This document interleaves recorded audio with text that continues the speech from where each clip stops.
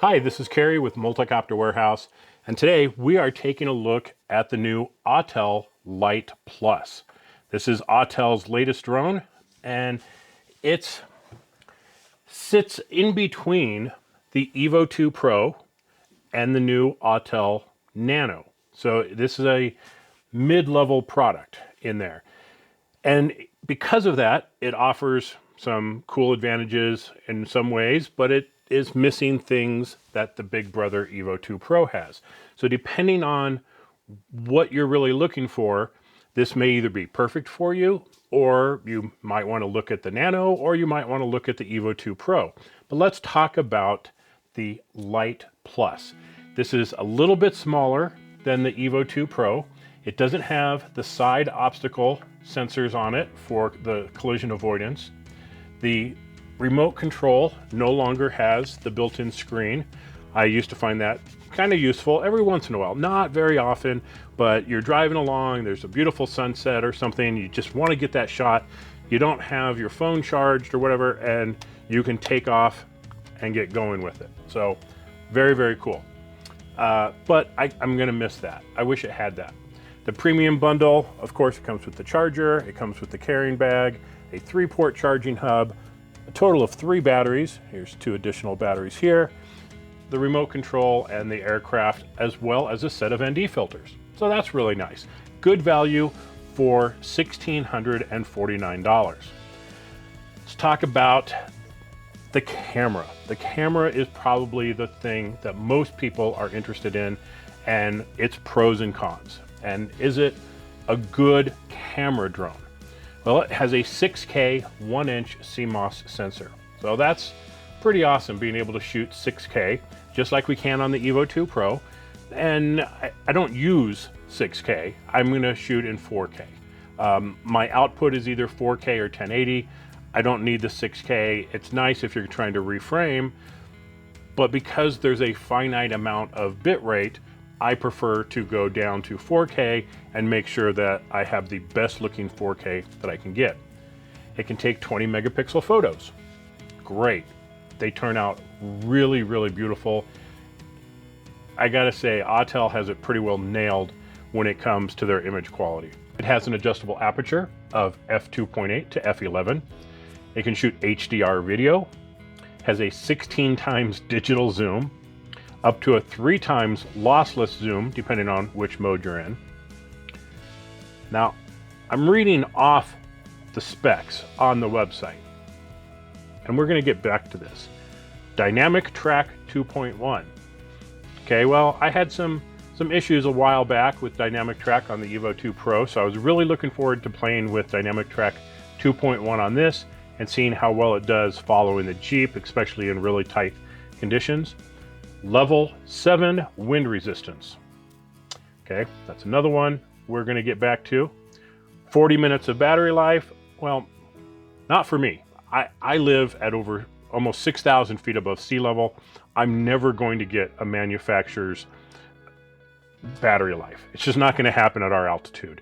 And very often when we're flying, we're up 8, 9, 10,000 feet above sea level, and I'm not going to get anywhere close to it. So kind of have to take their word on this one from what you might get in ideal conditions at sea level on a windless day and all that, probably up to 40 minutes.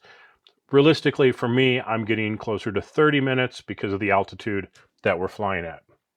Has 3-way binocular vision sensors and 7.4 miles of transmission range. Okay, so let's look at this, and that's what it says, but what does it do?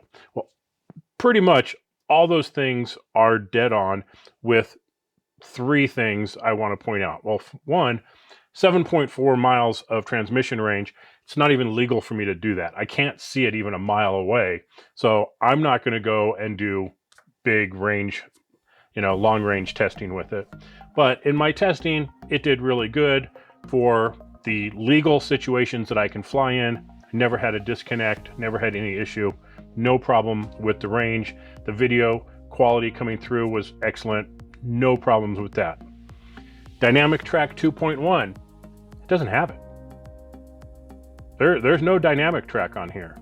It says right on their website, there's no number or anything to go look that up. But in other places, it says coming in a future firmware. So unfortunately, that's the case, and dynamic track is not available today. I really wanted to try that out, but it's not there. The level 7 wind resistance, okay, yeah, I was flying in some 40-mile-an-hour winds. Those were some really nasty gusts, and it held its position. It didn't fly away. It didn't go into a tree. Didn't have any problem. I just wasn't able to get good footage in that super high wind. So while I was able to fly back to my vehicle and land safely and all that in 40-mile-an-hour winds, you can't film in 40-mile-an-hour winds. Realistically, about 20-ish mile-an-hour winds, and it's going to do just fine. But anything higher, and it's just going to be tossing and turning, and you're not going to get good footage. But still, very, very respectable being able to fly back when that wind kicked up, just kind of came out of nowhere, and I was very, very happy to get it back because it's not mine. This one belongs to Multicopter Warehouse, and I have to give it back. So very happy that I was able to get it back. But otherwise, the footage. Let's talk about the footage. And one thing it doesn't mention right up on their website is their night mode. And that really blew me away. So I'm here and I'm flying this rec center over by my house late at night. And, you know, the sun has just gone down. It's fairly dark. The only real light on this building is either coming from inside of it or from the parking lot. And this footage is beautiful. Absolutely gorgeous night footage. Really, really impressed with how well that works. So Autel has done something very, very right in their cameras, and especially when it comes to low light footage. They're doing some type of noise reduction. They're doing some software magic that creates absolutely gorgeous low light footage. Very, very impressed with the footage from this thing. Same with the photos. So here's a nighttime photo. Absolutely gorgeous photo. Very nice. These are 8-second long exposures and very sharp. We can zoom in and really see just how nice these images look, how stable they are. Now, I had a couple that didn't turn out. They were, when you zoomed in, you could see that there was some motion blur, but most of these turned out really, really nice. So very, very happy with the stability of the aircraft for long exposure footage. Now, the regular footage that we've seen, yeah, it's beautiful. It looks really good. The downside here is we don't have log footage. We have just out of the camera, very nice, very beautiful footage, but we don't have a log profile. So I can't do color grading and do it the way I want.